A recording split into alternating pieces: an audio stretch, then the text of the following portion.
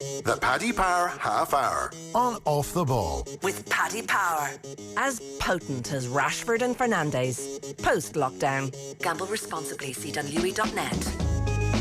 You're very welcome along to this Friday's edition of the Paddy Power Half Hour. A real Champions League feel about it. We're into the last few ties that have to be completed in the last 16 of the competition. Some of them have been waylaid by 5 months due to the pandemic.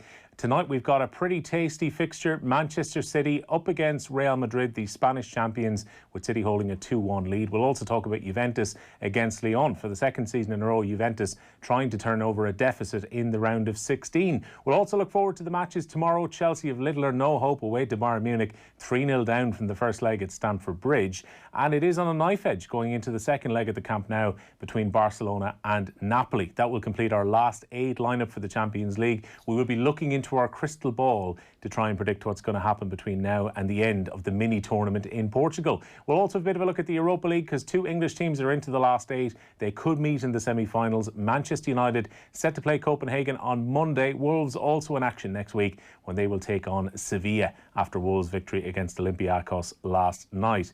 Joining me to take a look at all the action in the Champions League this coming weekend, we have the originator of the phrase Enda's Coll. We've got Enda Coll. Enda, good afternoon. Will, what's the crack? Actually, look, we're tipping along, Enda. It's exciting times. This is a festival of football, as they say, which is coming up over the next 2 weeks or so. And we're going to have a most unique finish to both these famous tournaments, the Europa League and the Champions League.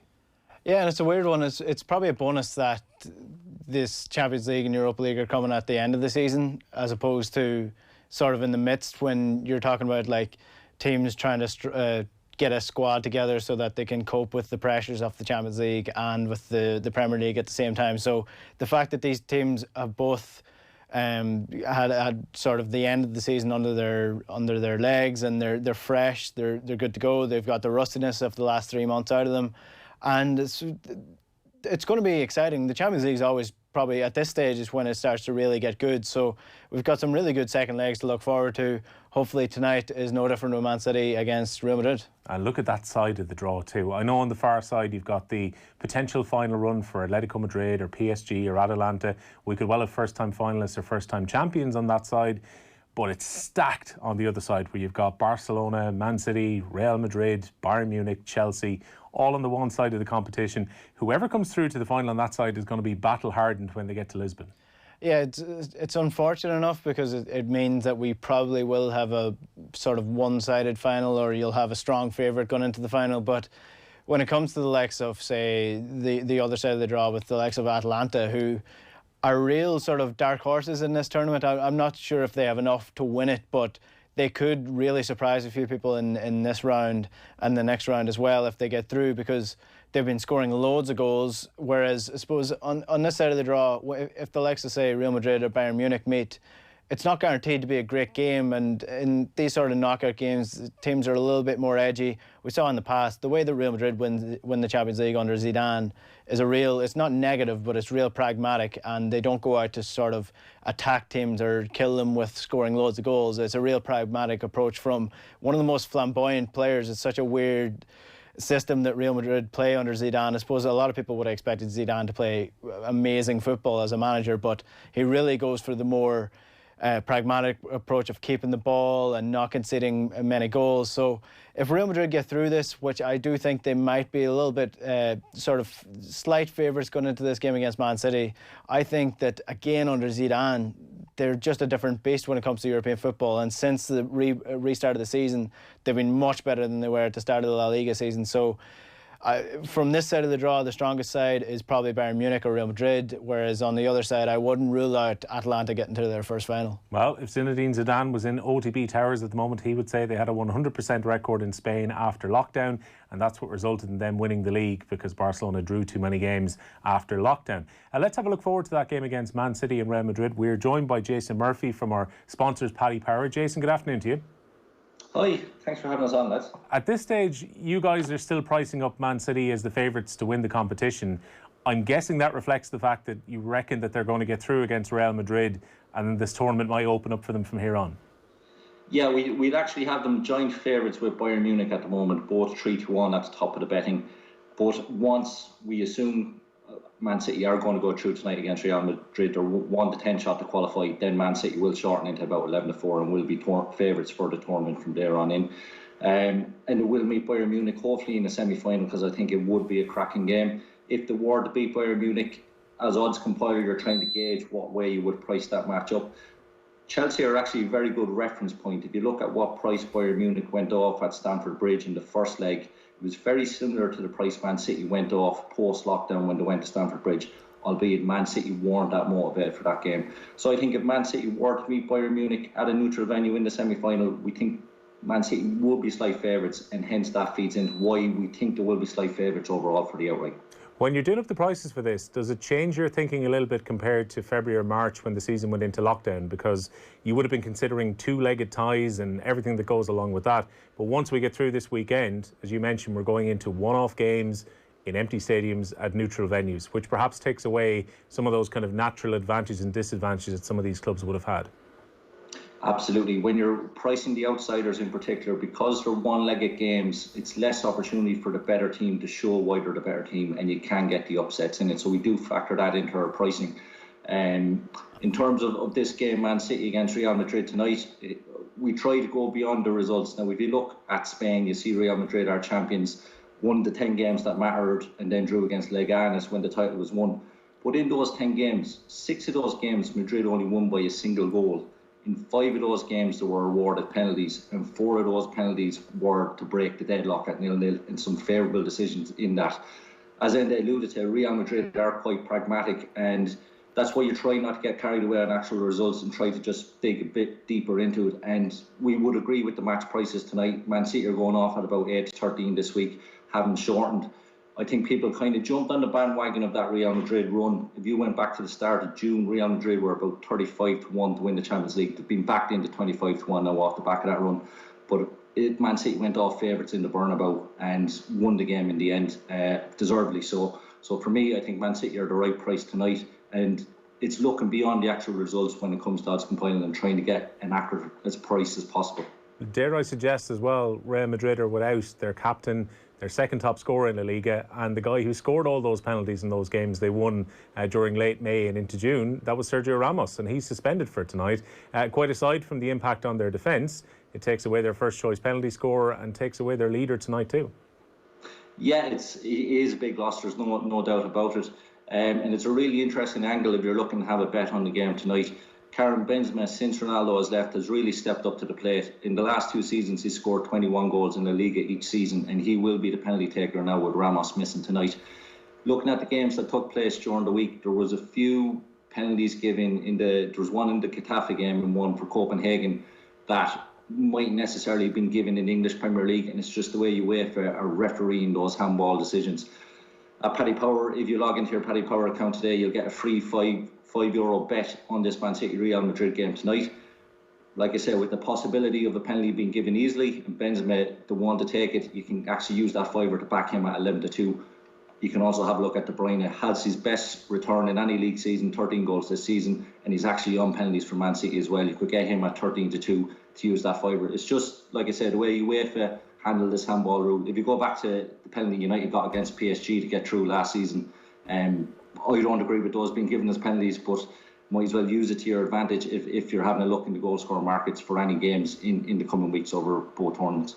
Team 33 presenter Enda Coll, when we look forward to this game, you see how difficult it is to overturn in the knockout stages a deficit after you've played your home leg first. Only ever been done on 5 occasions. Bizarrely enough, 3 times last season, so it was a real red letter year for it. But it's extremely difficult when you do go in behind. In the case of Real Madrid, they know that it's not just a victory they're going to need tonight. They're going to have to score more than once at the Etihad. Yeah, well, I mean, they do have to score more than once, but that's not impossible. I suppose the biggest issue for Real Madrid, if I were going into this game as a Real Madrid manager, is not conceding, because then you have to score even more goals. So it's important that they keep their defence solid. First of all, they do have probably the best or second best defender in the world in Varane, depending on where you fall on Virgil van Dijk. But going forward, I think a lot of people are underestimating this Real Madrid side because of how poor they were at the start of the season and how poor they were when Man City took them on in the first place. But they're really different now. If anybody's watched any La Liga since the season has returned, Zidane has finally been able to get this group of players to buy into what he wants them to do. And I think they have a really good chance of actually surprising a lot of people in beating Man City. We've seen with Pep Guardiola sides in the past that when the pressure is on them, they're never really that secure in keeping those leads. The likes of the Liverpool game springs to mind, and games in the past where Pep Guardiola has been managing in Europe where they didn't have enough to keep. They're almost maybe too attacking, too naive when it comes to it. And if Real Madrid can get an early goal at the Etihad, then I would have them as strong favourites to go through. It's going to be an interesting one. If you think of this sort of fixture that you want to see at this point in the season, it's Man City in form against an informed Real Madrid side. So it's going to be a really good game either way, I would say. Yeah, Jason, I was talking to Kenny Cunningham off the ball last night, and he brought up Man City's poor defence under Pep Guardiola in big games. They've got a very poor record of keeping clean sheets in the Champions League. Only twice in 11 knockout games have they actually kept a clean sheet during the Guardiola era. You would imagine that for City, they're probably going to have to score to make sure they get through tonight. I think it's likely that Madrid get one. I don't know if they're going to score more than one, though. Yeah, I'd agree with you. The Man City defence has always been a concern, and despite Pep paying millions, he still hasn't solved it as such. The Laporte injury, a massive factor this season in why they have conceded more than what they probably would have otherwise. In terms of the goal expectancy for this game, earlier in the week, the markets had it that we were expecting 3.5 goals to occur in this match tonight. That seemed a little bit high to me. Like we've said, how pragmatic this Real Madrid team is under Zidane. And what we're saying is that maybe have a look in the under 2.5 goals market. Or if you look at the first leg, the first half was actually really, really tight. There was only one chance in the first half. It was 0-0 at half time. We reckon that there's probably at most 3 goals expected in this game, and the markets have started to move that way. So would expect it to be a lot tighter than what you might traditionally think looking at just the two team names. But in terms of Pep Guardiola, he just hasn't quite solved it defensively. But you can't argue with the experience that he has. It's phenomenal what's on the sidelines tonight. I mean, Pep Guardiola has won more Champions League knockout ties than any other manager. There is an argument that he does tend to overthink it. Even in the first leg, we've seen the way he kind of left, Sterling, Aguero on the bench and had Silva and De Bruyne kind of rotating as a front nine. It did work. They got the result. But Pep does have a history of overthinking it, and he's actually said this week that he finds it very hard to figure out what Zidane's plan is. Zidane does change it up. So it's going to be a fascinating tie. Really looking forward to it. And like Zidane's won 3 European Cups, albeit with what people say is a bad Real Madrid team. So it's just going to be fascinating. As a spectacle, you'd love to see an early Real Madrid goal. And if Man City are going to win the Champions League, these are the kind of games that they have to come through. They're going to win it come 2 weeks' time. Yeah, that's one of the 8 p.m. kickoffs tonight. I'd imagine the game for the purists. If you're not interested in the rough and tumble of the Spanish champions going to the Etihad, you might watch Juventus against Lyon. And we've got Juve behind. Again, they were able to turn things around against Atletico Madrid last season.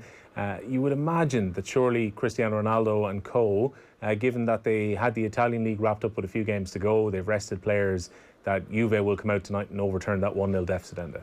Yeah, I suppose if you're looking at this side of the draw, this is the hipster's choice of the games that you're going to watch, and there'll be a few people in the office that would probably watch this ahead of any of the other games.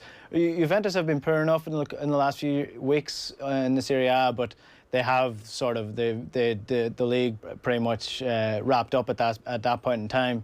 So Ronaldo is an interesting point because although he scored so many goals, he hasn't been Juve's key player this year. It's been very much a Dybala show, and what was surprising about that is how sort of set on selling Dybala that the Juve were at the start of the season, and he went on to be sort of their player of the season. So he's going to be a really key player in this if Juve are going to turn it around.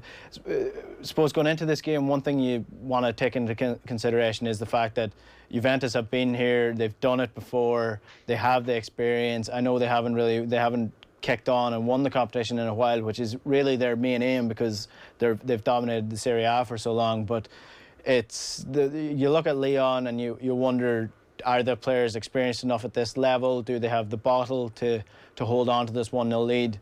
And the fact that Juve have like key winners in that team, if you look at Dybala, you look at Ronaldo, their defensive players like Chiellini and Bonucci and Buffon and nets, these are players that know what it takes to win these key fixtures. And you'd probably look at Juventus as probably easy enough winners in this game, if not 2 to 3 goal winners. Well, Jason, the interesting thing about this as well is even though Juventus have been able to rotate in recent weeks and they lost a couple of their last games in Serie A with scratch teams out, they've still been playing football, while Lyon have only played one game since lockdown, and that was the French League Cup final, which they lost to Paris Saint-Germain on penalties this day last week. They're coming into this with a lot of ring rustiness, I would imagine, ahead of going to Turin tonight. Yeah, it is a concern and a massive factor when it comes to pricing the game up. They did keep PSG scoreless in that game, took them to penalties. And if you look at the prices for this, I think Juventus are probably about right now. They're 8 to 15, but earlier in the week they were 2 to 5 to win in 90 minutes, and they're actually favourites in the qualifying betting. But Lyon are actually moved into favourites to qualify from this tie this morning. A couple of factors being, again, going beyond looking at the actual results. Juventus did win Serie A, but they haven't been brilliant and haven't been brilliant post-lockdown. If you look at metrics like XG or expected points, Atalanta and Inter Milan both deserve to finish ahead of Juventus in Serie A this season. Even when Juventus played Atalanta post-lockdown, it was 2 very soft penalties that Juventus got that allowed them to get the 2-2 draw. And if you go back to the first leg, Lyon were very, very good. They got the goal in the first half, and they decided not to man-mark Ronaldo. They just got their players back, solid defensive structure lineup, and prevented Juventus from having a single shot on goal. Now, Juventus were still threatening. They just happened to not have hit a shot on target in that game. Dybala had one ruled out, correctly ruled out. So Lyon, I think, are well set up to actually go here and avoid defeat and therefore go through in the tie. A massive thing as well is Memphis Depay. Prior to him getting injured, he had scored 9 goals in 12 appearances in League One, but in the Champions League he had 5 goals in 5 appearances. He was missing from the first leg, so he's a massive threat for Lyon to have to try and catch Juve on the break, who will have to chase the game eventually if it's going, last 15 minutes and they haven't scored. So I was tipping up Lyon as favourites to qualify. You could have got even money earlier in the week. It has shortened in a bit now. It's probably about maybe 5 to 6, 10 to 11. But it's going to be a really fascinating game. And yes, Lyon are rusty, but Juventus, despite playing all that football, haven't been great. And Sarri even said himself that they were suffering a bit from tiredness, which is almost laughable given the size of the squad that they have. But he did rest those players in those last few games. The only thing that I think might have moved the prices today is Dybala has been an injury concern. 17 goals in all competitions this season. So if Dybala doesn't start tonight, then that is going to be a massive factor. A Serie A player of the season is what he got, despite what Ronaldo might think or say about that. So again, it's one for the hipsters. The only disappointing thing is why UEFA have scheduled these games to kick off at the same time. Yeah, it's a pity one's not a 6:05 and one's not a 8:15 as we had back in the group stages. We could have watched both. We've got 2 games tomorrow night again, also at the same time. And do you give Chelsea any kind of hope? I mean, Bayern Munich have been rampant since the Bundesliga season came back. They absolutely took Chelsea apart in the first leg at Stamford Bridge. A couple of goals for Serge Gnabry and one for Robin Lewandowski. I can't see Chelsea doing anything tonight, having to pick themselves up, particularly after the FA Cup defeat last weekend.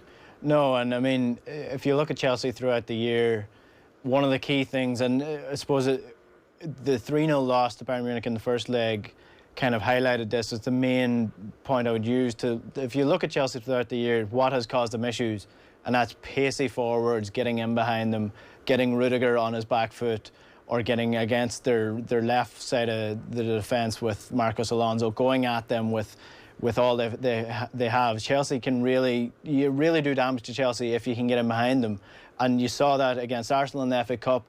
Every time Kieran Tierney got the ball, it was a long ball over the top to try to set Aubameyang off in behind the defence.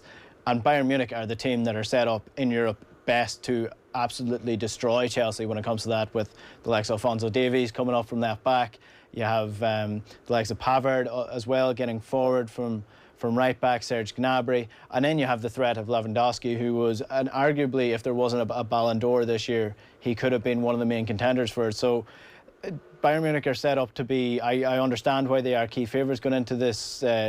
Key favourites is to be outright winners in the Champions League, but to go in against Chelsea, if there's any team that is set up to do damage to them, it's this Bayern Munich side, and they've been brilliant under Hansi Flick over the last couple of weeks. Jason, is this even a betting prospect? I mean, this to me feels like a horse that's absolutely odds-on going into a race. Is it worth even touching Bayern Munich with any kind of money tonight? Or tomorrow night, I should say. Yeah, so they're 4-11 to win in the 90 minutes. You can get Chelsea 40-1 to qualify, and it's not going to happen.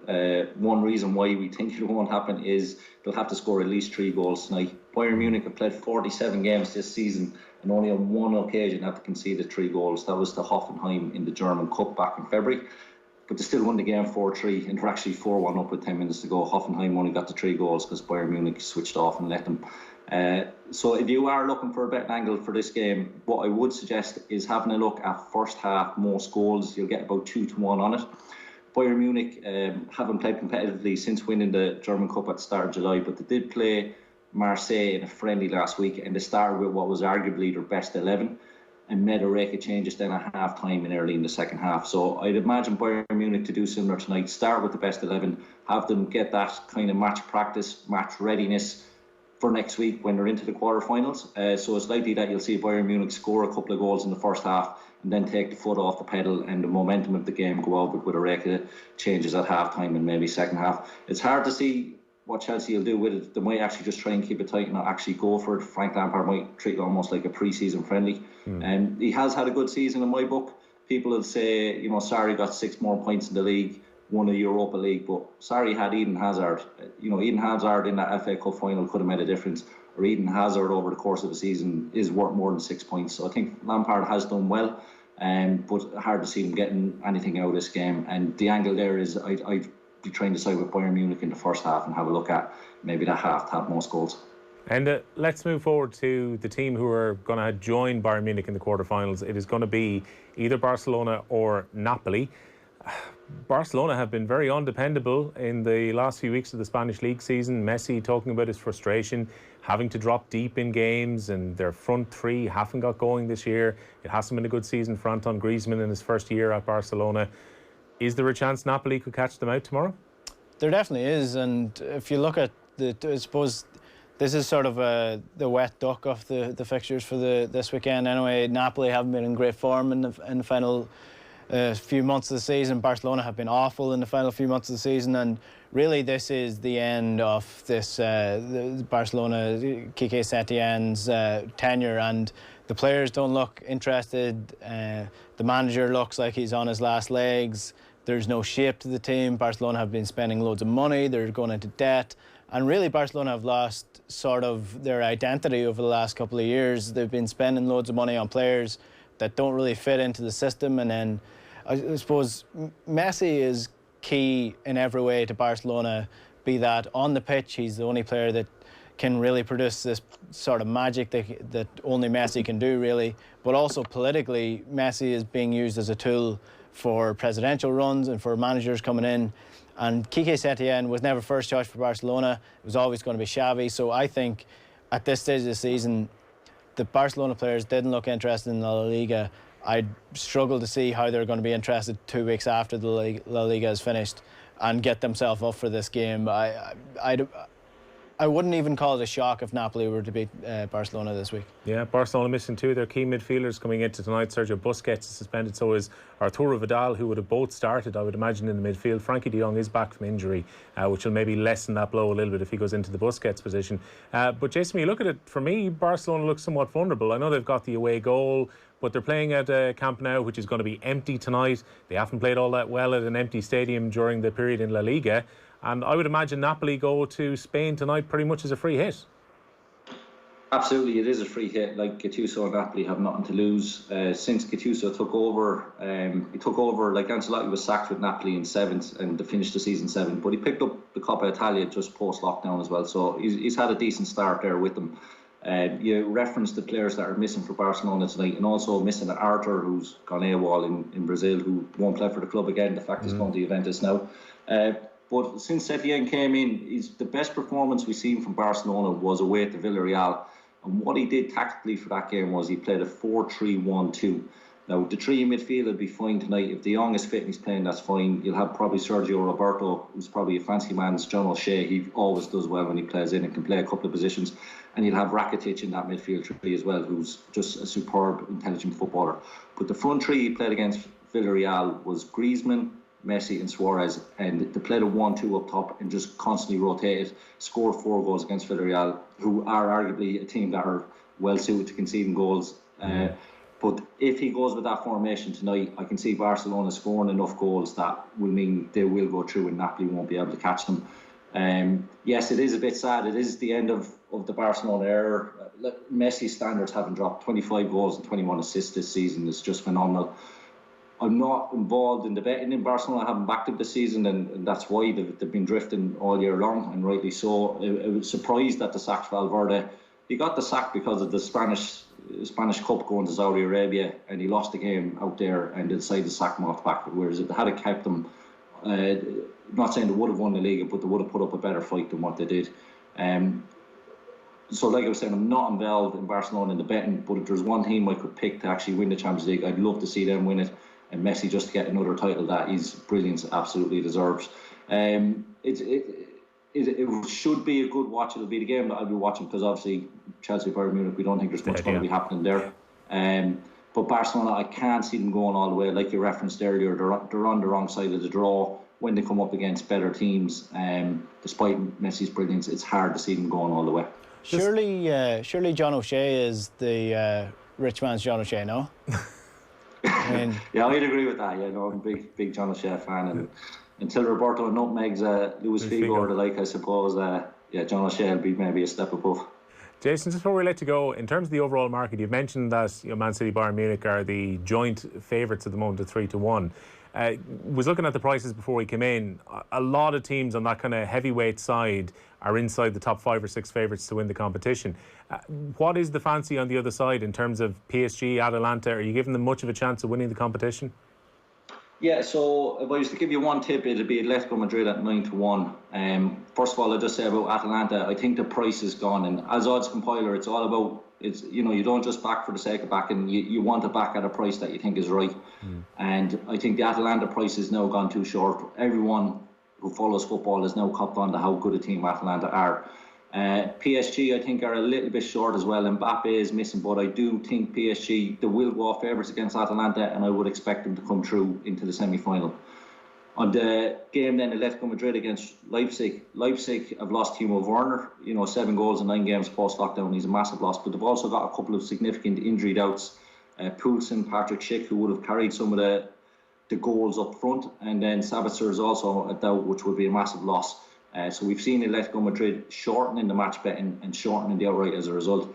But, you can obviously reference the performance at Anfield. The performance in the 2 legs were really good against Liverpool, and they are that team that, similar to Real Madrid, have improved in the second half of the season, or have improved post-lockdown. Diego Costa is fully fit. He got a nice break. João Felix is a future Ballon d'Or contender and always carries a threat. But defensively, we know what Atletico Madrid can do. They're just the most dogged team, and as a football purist, I love watching them. That first leg against Liverpool was absolutely fantastic, and like we say, this competition is now a one-legged affair. All that Atletico Madrid have to do to win this title is to come through against a weakened Leipzig, either PSG or Atalanta in the semi-final, and then whoever they get in the final, there will be underdogs, whoever comes across from the other side of the draw. But in a one-off game, Atletico Madrid have been here before, unlucky not to have a Champions League under Simeone.